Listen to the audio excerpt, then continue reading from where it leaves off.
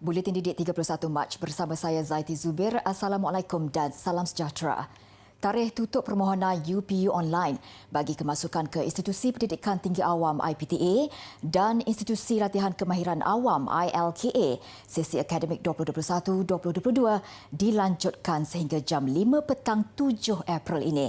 Menteri Pengajian Tinggi Datuk Seri Noraini Ahmad berkata, keputusan itu dilakukan kerana Kementerian prihatin akan kekangan masa yang dihadapi oleh pemohon. Berikutan anjakan masa jadual peperiksaan bagi lepasan Sijil Pelajaran Malaysia SPM, Sijil Tinggi Persekolahan Malaysia STPM dan setaraf.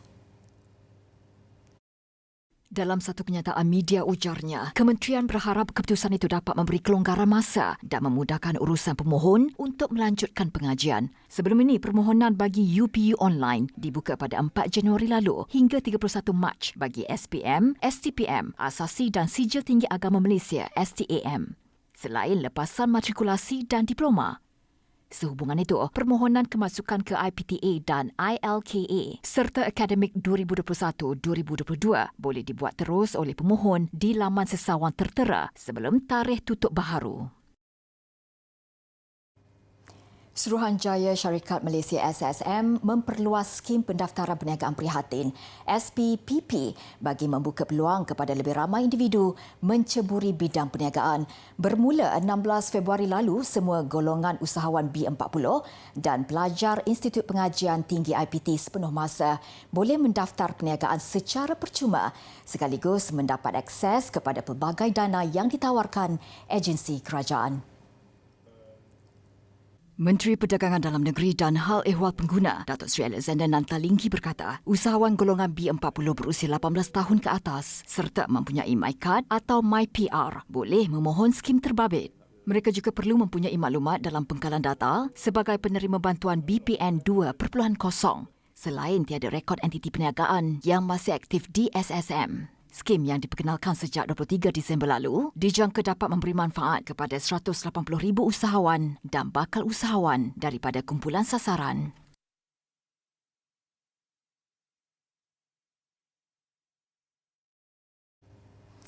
Pelbagai program bimbingan dan kerjaya diadakan di sekolah bagi mendedahkan pelajar terhadap bidang kerjaya pilihan yang akan ditempuhi selepas tamat alam persekolahan.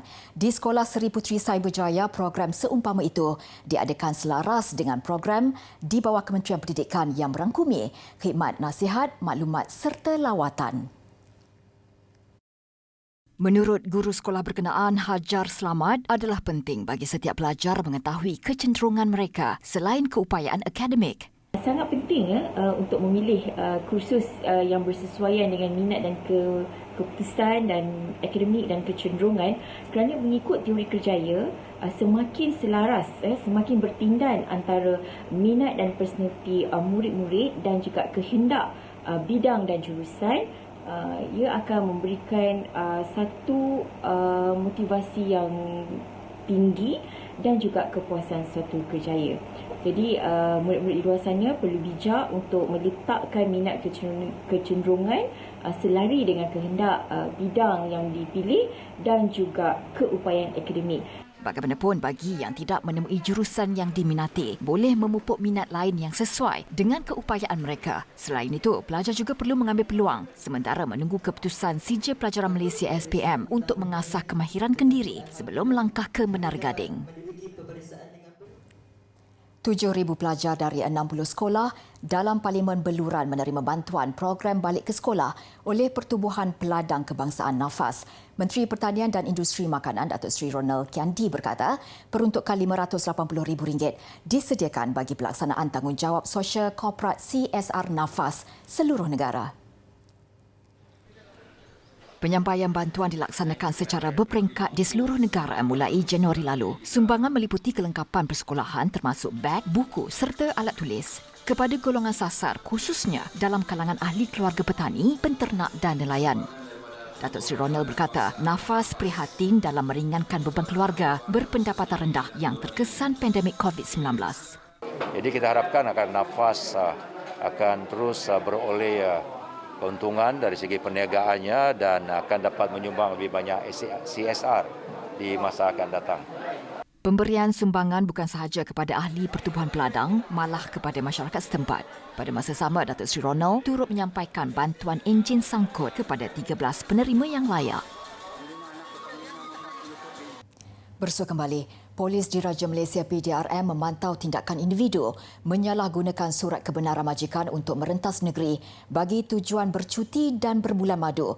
Pengarah Jabatan Keselamatan Dalam Negeri dan Ketenteraman Awam Bukit Aman, Datuk Seri Abdul Rahim Jaafar berkata isu yang menjadi perbualan hangat ketika ini bagaimanapun masih terkawal. Menurutnya, taktik berkenaan sudah dikesan polis sejak tahun lalu dan ada yang sudah dipanggil untuk siasatan serta diambil tindakan kerana menyalahgunakan surat kebenaran rentas negeri. Sejak akhir-akhir ini tular di media sosial gambar membabitkan selebriti dan insta-famous yang merentas negeri sehingga menimbulkan pelbagai persepsi termasuk dakwaan berbuat demikian untuk berbulan madu.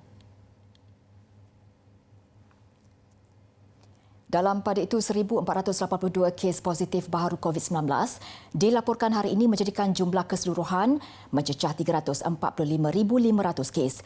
Menurut Ketua Pengarah Kesihatan Tan Sri Dr. Nur Hisham Abdullah, Selangor terus merekodkan kes tertinggi 661 kes, diikuti Pulau Pinang 200 dan Sarawak 176 kes. Turut dilaporkan 13 kluster baharu membabitkan 7 kluster tempat kerja, 5 kluster komuniti dan 1 kluster dalam kumpulan berisiko tinggi. Terdapat 7 lagi kematian direkodkan menjadikan jumlah keseluruhan 1,272 kes.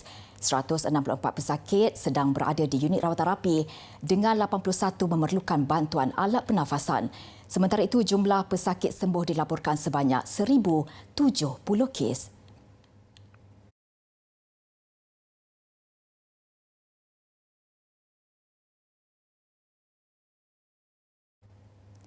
Tan Sri Dr. Nur Hisham turut memaklumkan kadar kebolehjangkitan RT di negara ini menurun kepada 0.93 semalam.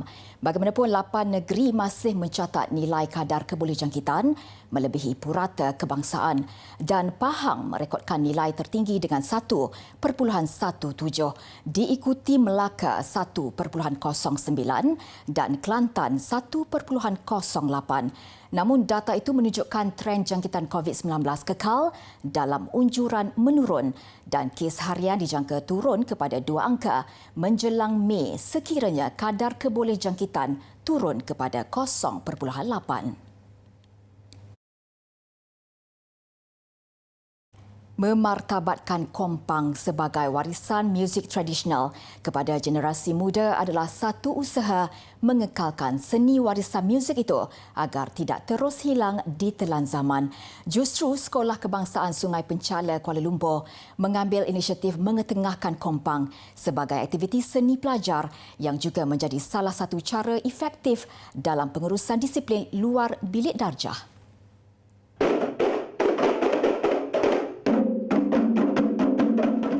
Pasukan kompang SK Sungai Penchala ini ditubuhkan pada tahun 2017. Meskipun baharu, mereka sudah menyertai pelbagai pertandingan, malah turut memperoleh kejayaan. Mereka turut dijemput dalam pelbagai majlis keraian komuniti. Menurut guru pembimbing Raja Nadiah Raja Zaharuddin Shah, kumpulan ini sering menjadi pilihan murid untuk aktiviti kokurikulum. So saya cuba latih murid sebab saya tengok ramai murid yang duduk di kawasan Penchala ni memang ada asas kompang. Kerana di kawasan ni mereka ada macam kelab kompang di luar, ikut surau semua kan. So saya fikir why not kita gunakan kelebihan yang ada, tubuhkan pasukan kompang. So mula establish dari 2017 lah. Tambah Cikgu Raja Nadiah, murid-murid ini juga berdisiplin dan rajin berlatih kerana kebanyakannya tinggal berhampiran kawasan sekolah. Bagaimanapun, ketika pelaksanaan Perintah Kawalan Pergerakan PKP, latihan berkumpulan dihadkan. Jika ada latihan, penjarakan fizikal dijaga untuk memastikan prosedur operasi standard SOP dipatuhi. And then 2019, setiap tahun kami masuk pertandingan. 2019 Alhamdulillah menang, dapat Johan, Kompang Selawat.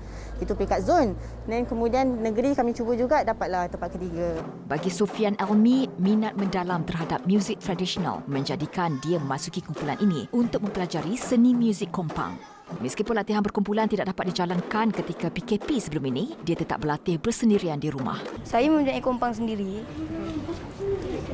Saya berlatihlah kat rumah seorang. Berlatih macam untuk orang kahwin tu semua. Berlatihlah. Cikgu Raja Nadia turut memastikan ada kemasukan ahli baru setiap tahun bagi meneruskan usaha kumpulan memartabatkan seni warisan muzik tradisional. Malah bekas pelajar sekolah itu turut menyumbang tenaga membantunya mengajar kompang.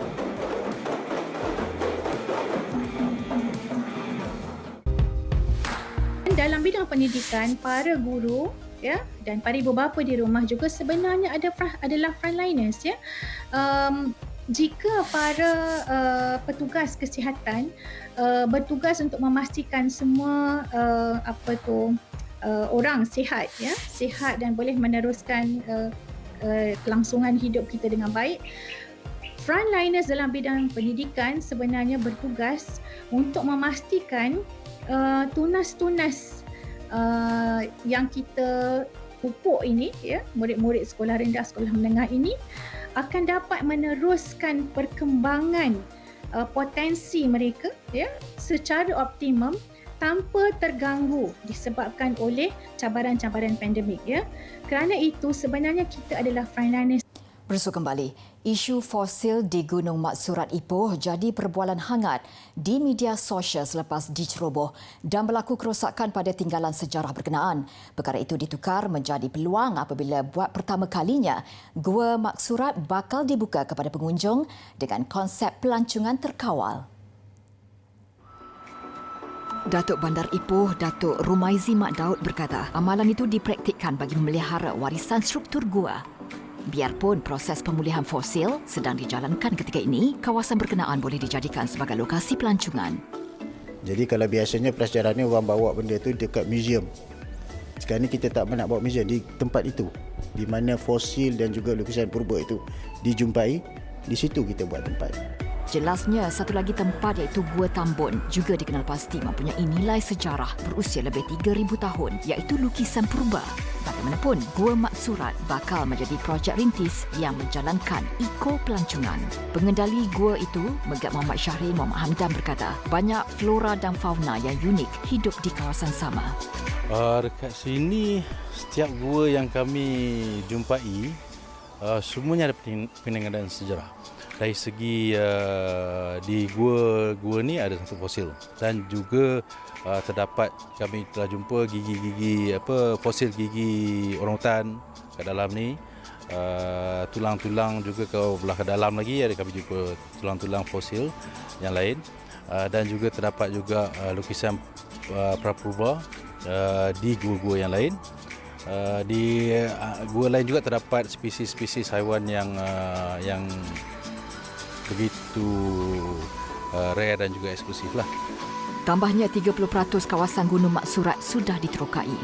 Kajian mengenai fosil itu dilakukan sejak 2 tahun lalu oleh beberapa penyelidik.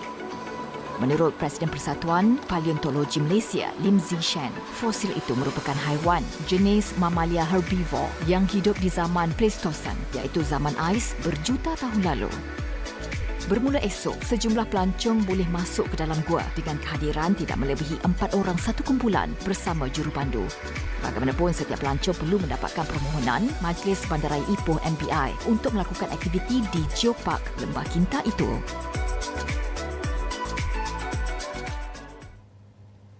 Syarikat terkemuka Virgin Galactic memperkenalkan kapal angkasa terbaharunya VSS Imagine dan bakal melakukan ujian penerbangan pada Mei depan. Ujian penerbangan sebelum ini dijadualkan pada Februari lalu, namun terpaksa dibatalkan setelah kapal angkasa terbabit mengalami gangguan elektromagnet yang menghalang enjin kapal angkasa itu berfungsi dengan sempurna. Kapal angkasa yang direka dan dibina di California, Amerika Syarikat ini bakal memasuki fasa terakhir ujian sebelum dijadualkan berlepas ke angkasa membawa pengasas Virgin Galactic yang juga jutawan Britain Sir Richard Branson.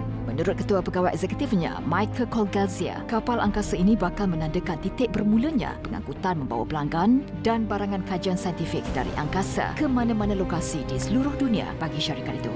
Syarikat itu juga menyasarkan operasi komersial bermula tahun depan selepas ujian penerbangan fasa terakhir dilakukan dan diikuti dengan operasi penambahbaikan dan penyelenggaraan.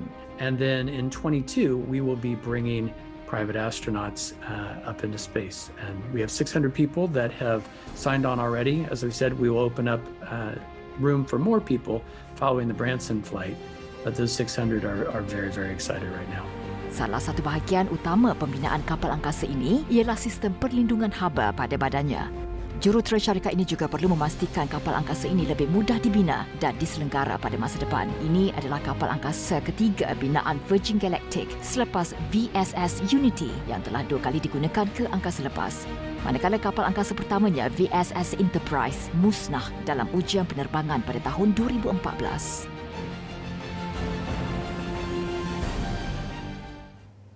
Sekumpulan waris mangsa COVID-19 melancarkan kempen memperingati mangsa di London, United Kingdom.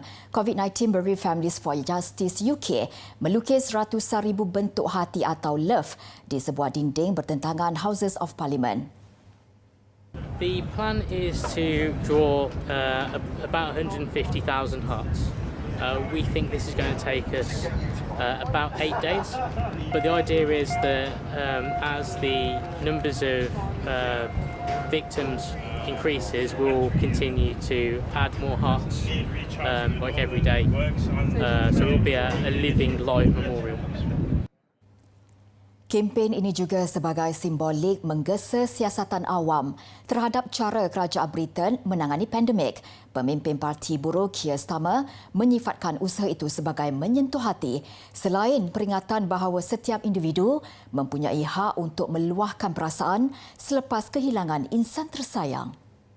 Dalam mencungkil lebih ramai bakat muda dalam sukan bola sepak, buat julung kalinya Liga Super Rimau Persatuan Bola Sepak Malaysia FAM dilancarkan. Kejohanan ini menerima penyertaan 300 pasukan dari Akademi Bola Sepak yang sudah memiliki piagam Super Rimau. Saingan Liga Super Rimau ini akan berlangsung selama 2 hari bermula 12 Jun nanti. Ia dibuka untuk kanak-kanak serta remaja lelaki dan perempuan berusia antara 6 hingga 16 tahun. Liga Super Rimau FAM ini menjadi asas kepada piramid bola sepak Malaysia dan secara tidak langsung memberi pendedahan awal untuk memupuk generasi muda tentang sukan itu. FAM sedia maklum mengenai situasi semasa COVID-19. Justru penganjurannya akan mengikut SOP ketat demi menjamin keselamatan semua pihak yang terlibat.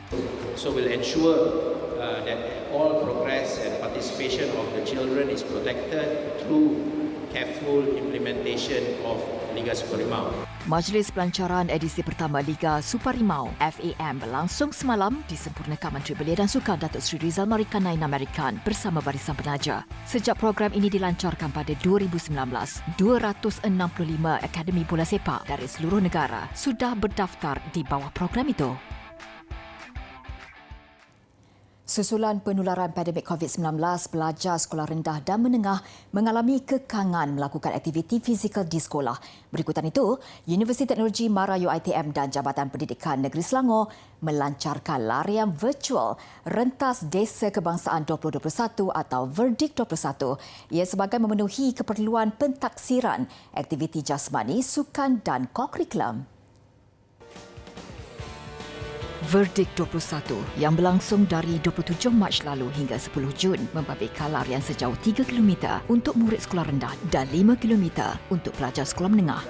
Menurut Timbalan Pengarah Sektor Pembangunan Murid JPN Selangor, aktiviti terbabit dapat membantu membina bukan sahaja fizikal, malah psikologi pelajar. Dengan adanya aktiviti secara virtual macam ni, murid-murid ini boleh terus melibatkan diri dalam aktiviti sukan dan kokurikulum, khususnya untuk memastikan mereka tidak ketinggalan ataupun tidak tertinggal daripada pelibatan dalam aktiviti-aktiviti yang melibatkan pembentukan fizikal dan juga emosi mereka. Sebab kita pun sedia maklum apabila mereka dihadkan pergerakannya untuk terlibat dalam aktiviti sukan dan kurikulum, menyebabkan kemungkinan emosi mereka juga terjejas sedikit sebanyaklah, kerana mereka tidak boleh lagi terlibat cara bersemuka dan sebagainya. 90,000 pelajar sekolah rendah dan menengah disasarkan mengikuti acara larian terbabit. Dan sebenarnya kita telah mengatur beberapa lagi siri. Contohnya kita mungkin insya-Allah kita nak mengatur satu siri yang kita panggil larian warga pendidik. Kalau sekarang ni kita mungkin melibatkan para murid-murid kan, murid-murid dari sekolah rendah ataupun sekolah menengah, dan saya rasa bukan setakat murid saja yang perlu bercergas kan. Jadi para pendidik juga turut perlu menjaga kesihatan dan menjadikan sukan ini sebagai satu aktiviti.